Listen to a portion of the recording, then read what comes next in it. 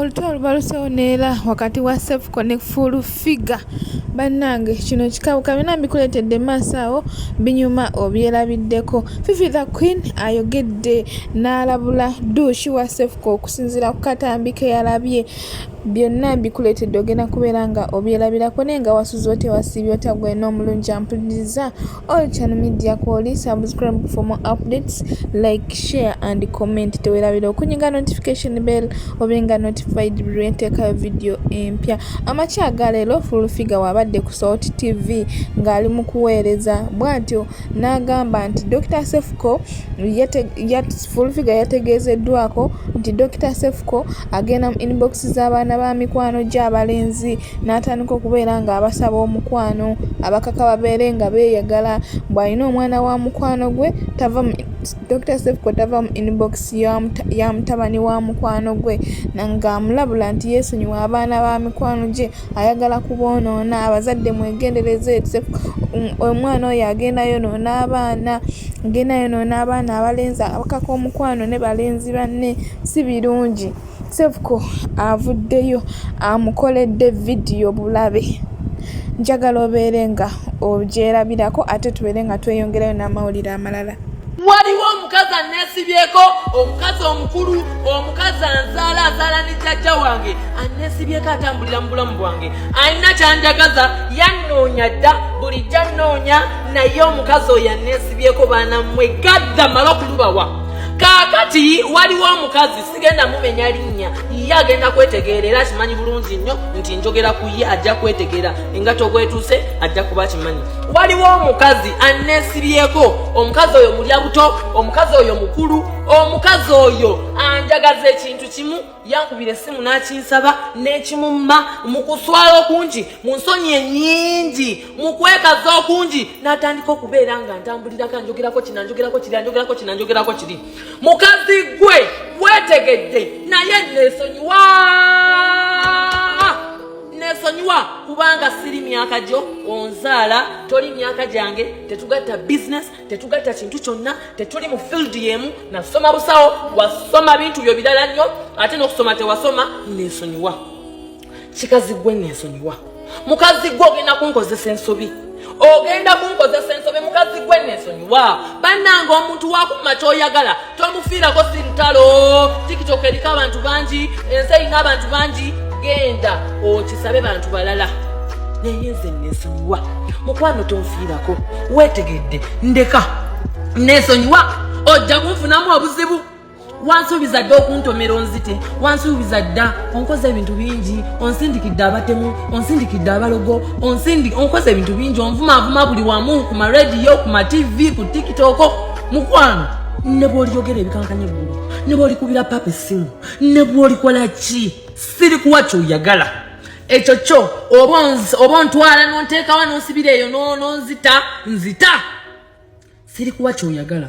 Bannange yadde mugamba Dr. Cephcol mubi naye nange nina standards, nina class y'abantu benjagala, nina class y'ebyo byenkola. Tolowooza nti olw'okuba mbeera kuno nenkola content ndi walayisi nnyo. Nze ngamba gwe walayisi kubanga ebyempaka baabikomya dda. So mukwano genda mpola nja kwogera erinnya lyo eyeetegedde yenna agenda kuvayo yeegira ate temukola olugezigezi ne muteekako ebifaananyi by'omuntu yenna. Yeetegedde oyo mulya buto, oyo yeesiba ku bantu era omuntu oyo anneesibiddeko ebbanga naye mukwano tojja kulya n'okkombya. Ate bwodde eyo mbwakaakaana simanyanga tekalina future, tekalina kiddako, tetulinako abaana baffe. Bwojja no mu inbox yange onsaba birala. Mukwano neesonyiwa mukazi gwe. Oli mukazi mukadde, oli mukazi mukulu, kola ebikuzimba, labirira abaana bo, labirira abazzukulu bo. Lwoliddamu n'onjogerako ngenda kukusiba. Lwoliddamu n'onjasamira wallahi billahi tallahi ngenda kukusiba. Nze nkulayiridde weetegedde sigenda kumenya linnya kubanga okimanyi bulungi nnyo ntambuliddeko. Ofuba okulaba nti obulamu bwange busiraana olw'okubanga nakumma kyoyagala. Bannange naffe abalenzi tufuna ebizibu naye nina ekizibu ky'onoomukazi. Naye mukazi gwe Allah agenda kukusasula. Inze buli anneeyimbamu mukwano mmala n'ondiwangula olutalo. Nze olutalo terunemangako. Katonda agenda kukusasula kubanga epesa lewanyiga nze nina Katonda. Omanyi lwaki Katonda njagala?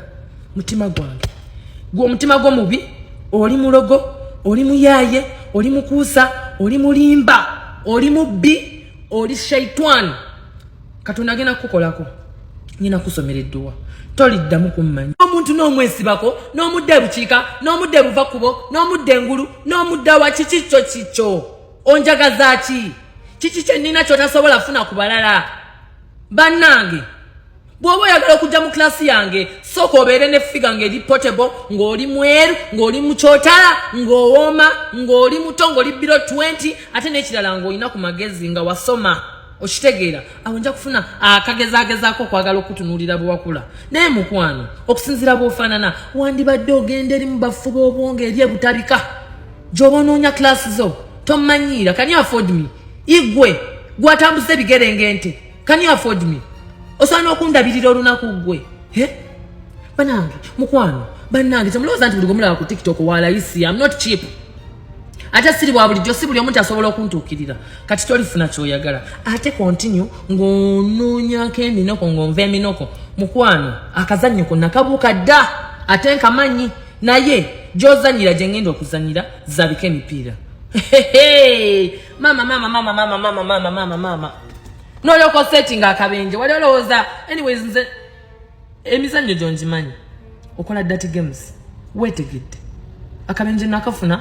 Amawulire agakunyiza ennyo saafa. N'onywa bbiya n'osanyuka saafa. N'okola byonna wendi. Okoze onfeze n'onziba ssente wendi. Onsindikidde abatemu wendi. Onkoze buli kibi wendi. Tekikumalidde kati owulire oyagala nakwonoona linnya lyange. Wenna owulire oyagala kuzimba oyabike. Heal. Bannange yakusinza bakyakusinze. Akyakusinze nkusinga ate toli mu klasi yange. Ekyo njagala okitegeere. N'olw'ensonga eyo nkusaba neesonyiwa, ndaba bulabi, neesonyiwa. Wempise toyitawo, bw'oliyita siriyitawo. Wendifanga, ojjanga n'onziika okakase nti n'omuntu gwe wali wala n'afudde. Ate nze w'olifanga, mukwano, sirina budde bukuwala napaka kufa era nze ndigamba inna lillahi wa inna ilaihi raji'un. Naye neesonyiwa, bambi neesonyiwa. N'okombya, nga wangi. Weetegedde, mukwano weetegedde, kano nkakusindikidde weetegedde. Weetegedde gwenyinyaza igwa afaanana bw'otyo onfiirako biki bannange nswaza mukwano nswaza sirina tolina kipya ky'ogenda kuŋŋamba byonna byogenda okunvuma byogenda okunnyonoonera erinnya babiŋŋambagamba dda andinyongera okujjukiza nkusinga erinnya kusinga okuba owakabi okusinga class okusinga ssente okusinga okubeera obulungi. I'm living a life gy'otalirotanako kubeeramu. Weteweewuunya bannange mufune ku mitima emirungi. Katonda akola era akolera obulamu bwange. Ekimbeezeza nga nkusinga nti omutima gwange mulungi tekulinga gugwo. Mukwano gwange omulungi nze gwowalana nga sikuliiko neesonyiwa weetegedde. Era gwe kirumye bannange sit in that show naye nga yeetegedde. Oyo mulya buto nga mukadde nga namagwatala kagw'ensonyi nabimonde yenna ali eyo yeetegedde nga yalazzeko mu inbox yange. Mukwano neesonyiwa. Kanyakundoga kanyakunjagaliza kufa gwe taata ensi ogenda gikungula. Taata gwasinga okubeera ku nsi kuno eno era gwe bagenda kubeerako bakubajjemu n'embaawo obeereko. Ndaba bulabe. Olutalo lw'onninako ogenda kululwana ne Katonda. Ekyo nkikulayirira. Ate kigenda okutuukako leero njogedde ennaku z'omwezi zirambe kigenda okutuukako. Katonda ajja kukikulaga ojja kukitegeera. Ddeeyo weefumbe ddeeyo omanyire omanyidde abantu bangi naye lino eppeesa liwanyize zaabikeko emipiira. Nze ebyange tebiggwera egyo olowooza ebibe gye biggwera kano kabagezi bokka. Ebyange omanyi gye biggwera wa Katonda. Ngenda kukukolako edduwa toliddamu kumanyira bantu. Baagala nnyo bamikwano gwe kirumye gwe kituddemu eyeetegedde mukwano weetegedde. Kati ndaba mbuukira anjasamira te Cephcol wayogedde ku gundi Cephcol wayogedde ku gundi ye yeetegedde mulya buto yeetegedde namukadde. Bannange embeera bwetyo bweri obusungu bungi muliro ku muliro. Bw'ate Fifi the Queen avuddeyo mukyala Nsubuga n'ayogera ku mbeera okusinziira ku mbeera gye yakuliramu n'agikompeyaringa ku mbeera ya Dush trendinga essaawa zino buli omu gwatunuliza amaaso buli omu gwanenya lwaki mu basajja bonna yasazeewo okuva mbufumbo n'agenda ewa Cephcol. Biibino beera ng'obyewulirirako kuba binyuma obyewuliriddeko. When I was nkula sali mukwano gwa mama wange when I was young, you know that early age, nali mukwano nnyo gwa tata wange. Era memories nze zensinga okuba nazo nnyingi zalinga za tata wange. Ezisinga like zinasinga ng'okwenjoyinga because tata wange yalinga yes person towards me, but to my brothers he wasn't. Nganze ampita mama papa tampise Queen oba omumbejja. Mama wange ogambye ki mama oyagala ki mama tebamukuba mama tebamugambako, and this mama thing made so many people hate me when I was young, basenga abange and other people. Nga wabalaba antiribosa, I don't know. Nga nze situmwa. Mama tebamutuma, mama tebamugamba kungere wakabonyiza with my brothers. Nendopa, nga juba jonyi. My dad loved me so much to the point nti yakulanga ebyokulya nga gamba guno mukati gwa mama yekka. Singa mpampa mulamba. But my mom yali strict.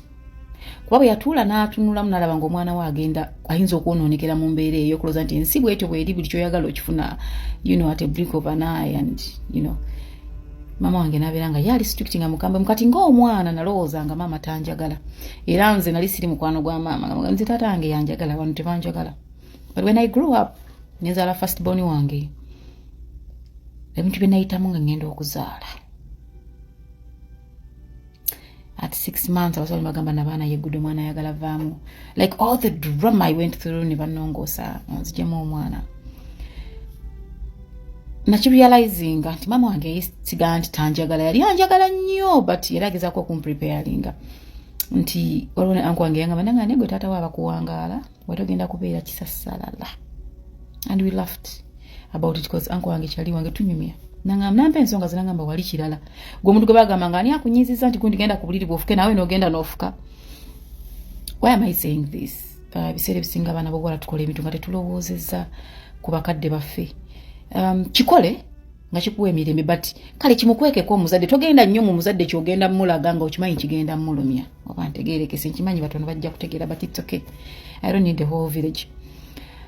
Kikole ogambe nti yes kino nkitadde. But kyoddako kukola tolumyamu. Bw'oba olumizaamu tolumizaamu mukadde. Kubanga mu nsi muno nze nkuze bagamba abankuza nnyo mpulidde boogera abamanyi eddogo erikyasinze mu nsi obutavumulwa kikolimo kya muzadde yakujja munda na zigali. Bagamba bbinyo. So mu buli kintu kyokola, for as long as you're happy, it's okay. Bwe kiba kinyiga maama wo tokimulaga, but leave it. Live your life. Like don't stop doing it. No. Bwe owulira nga bw'otakikola tobeerawo. Kikole. But mu maaso ga maama wo kikwekeko. Waliwo akambozi gye batunyumizanga eyannesenzeko omukazi yali ayagala kutta abaana bakumujja we n'ateeka obutwa mu mmere ababe be basooka okudda okuva ku ssomero ne balya. Naye mbu because we are not there, babitunyumiza tukula in the way of molding us and bringing us up. Nti we yalinga akaaba kumfunga agamba nessenzeka abanange nessenzeka naye omuntu agamba yessenzeka ategeeza ki mpaka obuzito bw'ekibi bwe bwamuyitirira kandi kiconfessed. Tobeera omuntu alikaaba nettanzeka. Mwana ddala mu abakyalina bakadde bamwe nga you still have the access to your parents, you can still talk to your parents. The things you okwewala okukola n'okusaba ekisonyiwo nga bazadde bakyaliwo. Bw'ogenda kukola ekintu ojje ng'oyagala kakasansi, ffe bokakasa tulina ebizibu byaffe, tulina bye tufokasingako. We are not so much on you, tujja kujja ku social media because otaddeyo video tuseke tweyongereyo. Ogenda obonebone n'ebikaasi by'oggwe ng'omuntu. Katonda bw'akuvangamu n'akuwala osinga ya mwana muwala, oh my God, that is the worst. Kwamba muva omukazi omusiru, nayogerako nti Katonda wavanga musajja n'amuwa omukazi omusiru aba awedde. Loosi y'omwana omuwala eruma nnyo nti ebibi byayo bireka obujulizi. Naye omwana omulenzi asobola okubeera loosi naye nga toyinza nakukkiriza nti loosi kubanga ye taleka nnyo obujulizi nga ffe abaana b'obuwala. So muganda wange ow'obuwala, today they're telling you you're beautiful, you're young. Oh yes you are, and you are beautiful. But think about tomorrow. This beauty is not going to last. This beauty is going to fade. Trust me, sigwososo okubeera omulungi, sigwososo okubeera omuto, eriyo bebaleeta, eriyo abakyajja. Once you believe you're beautiful, use your beauty the right way. oleme kubeera babulungi bwansala bangi tubalabe nga gamba nze ndi mulungi erererere ng'akoma kukyogera ku mumwa naye nga bamubuuza obulungi obukunguddemu ki muga Katonda nga tewali naye nga booliko boovuma obubi buli ku makyabo babi they have a lot to say n'okulaga mu bubi bwabwe time netuuka nga owoza ajja yajja ekijja kye ngenda nakyo you had a chance to choose. I know this conversation is going to confuse a lot of you, but it's okay. Fena tetwazaalibwa kutegeera naye Katonda musabenga nnyo omwana osabire omwana wona abali babakwano be. We've always talked about the social media influence. Everyone wants to be famous. Everyone wants to be a celebrity. You're doing all kind of trash. But at the end of the day, the accountability will be on your head. Naye musasire nnyo abazadde. Mulumirirwe ku bazadde bammwe. Oba lwa kwaffe tetubalina ensonga lwaki tweyogeza bwe tutyo. Bane mulumirirwe ku bazadde bammwe. Live the kind of life you want to live, but protect them in your find a way of protecting your parents. And must you people do interviews about everything? Like, everything you do, you come and do an interview. Everything happens, you come and do an interview. You people. Kamerene waga. Kamerene wanika. Ne kamerene esula. Kuwangi kisoka kya benete ko obujulizi. Keeping records. Chovola nzingamba nya abantu si kyajja kuno nensasira bambi. I take my time. Si kyajja kuno nendu reactinga ku bintu. I take my time nenda be kintu n'ekibunonyereza ko ne before I come in okusasira bambi ngolabye omusajja yakusulawo nakulekera abaana omukazi yakusulawo nakulekera abaana. I take my time. Kwa manjagala okumanya okubira ddala ku kinyusi, but people here, the way you're carrying your life was sweet. Musajja yimba n'agamba toli wa kitalonga bwolowooza wadde ffe tugaa tuli babitalonga bwe twerowoza, but in reality hits different. Leero okola interview wano newali, but you have a real life to live after. What will you tell your kids? What will you have to say later? Onobeera ng'ono yakabanga n'essenze ka oba. Anyway, at the end of that day, it's your life. They're your parents. Treat them the way you want. Mikwano embeera bwetyo bweri era Dush avuddeyo nayongera okubakakasa nti teri n'omu asobola kumwawula ne Cephcol obeereyo ni kabeeraani bazadde be nabo tekuli n'omu asobola kumwawula ne Cephcol kabeere kitawe kabeeraani agamba yagenze bulungi n'abeetondera ku katambi akafulumye nga beekiisinga n'abasuubiza obutabiddamu era bw'atyo n'akomawo. Akomayo wa Cephcol abobeze ettooke bw'atyo n'asuubiza nti abasuubiza okukyusa Cephcol abeere omusajja omulungi aleke kuddamu kubeera ng'avuma abantu oba ng'akola violence. Naye nga tujjukira bulungi ne Hezo bw'atyo yakigezaako kyagaana. Katulabe baneeno abagamba nti bamaze emyaka 9 nga besties. Tulabe owaana abeerawo enkyukakyuka naye akyagezaako mukulaba bikyagaanye kuba violence yeyongera bweyongezi. Neyongera okubaza buli abala video yange to the end ne mulaba obulango ne mutabu skipping. Nsiima nnyo mikwano, nsiimira ddala. Saba Katonda bayo kye musinga okwagala. Nawe nayina kyoyagala okuyisaawo weeyambise comment section oyiseewo kyonna kyoyagala oyisaawo oyogere ku kyonna kye wandyagadde okwogerako commenting kyonna kyoyagala. Era mu comment section empitayo nnyo nendaba comments zammwe nenziddamu wabeera weetaagisiza nenzilikinga, so osobola okugyeyambisa bulungi nnyo. Nenyongera okwebaza buli abasubscribing abaliking ate nenyongera okujjukiza nti okyali ku All Channel Media. Subscribe for more updates, like, share and comment. Tewerabira okunyiga notification bell obenga notified buli ntekawo video empya.